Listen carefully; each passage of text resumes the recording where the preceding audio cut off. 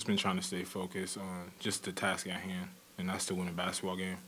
We've just been talking about what it's going to take to win, and just sticking to our principles and being together. Not really talking about the atmosphere. We've known for weeks now it's going to be sold out. We played in good atmosphere here before, so we know it can't get loud, it can get a little raucous, but we're focused.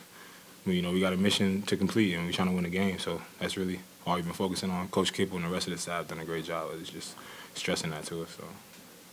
Coach says that he does believe you guys have a chance to win tomorrow. What's the belief amongst you guys as to why that can happen? We tough, man. Really tough. We're not backing out to anybody, and we have enough talent to where that is actually something that we can uphold and actually stand by. We're a really good team. We do certain things really well, and there's certain things we got to improve on. But we know when we are sharp on all of those things, we can play with anybody. So.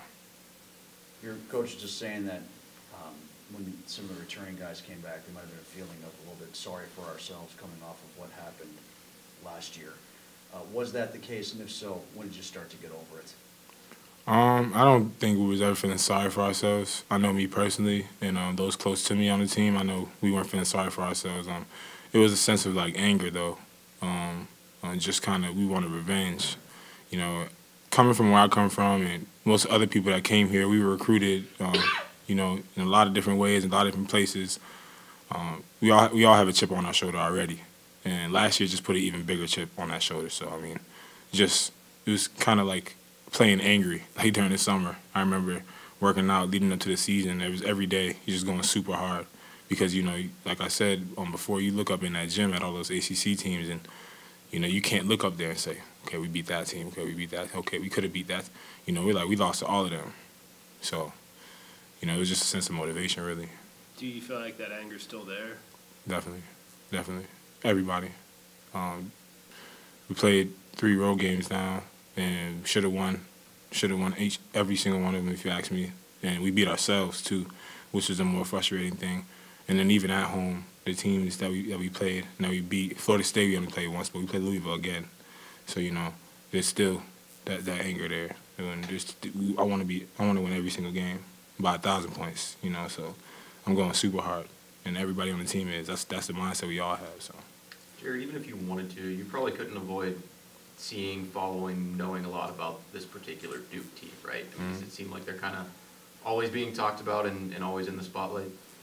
That's how it is nowadays. That's the society we live in. Social media influences a lot of what's going on, especially in college basketball. You got those young guys over there. They've been getting looked at like that and broadcasted like that since they were 16, 17. So, now they're 18, 19. They're in college. So they're playing for the marquee team in college basketball, and they were the marquee players already coming out of high school, so you expect that stuff. Jared, you may not be guarding Zion all the time tomorrow night, but when you see an athlete like that, how do you go about defending him? You got to stay in front of him, for one. Just can't let him get downhill. He's really physical, and he's really strong. He's explosive at the same time. He's good with his feet. He has good footwork, and he's light on his feet, so you got to just really stay in front of him.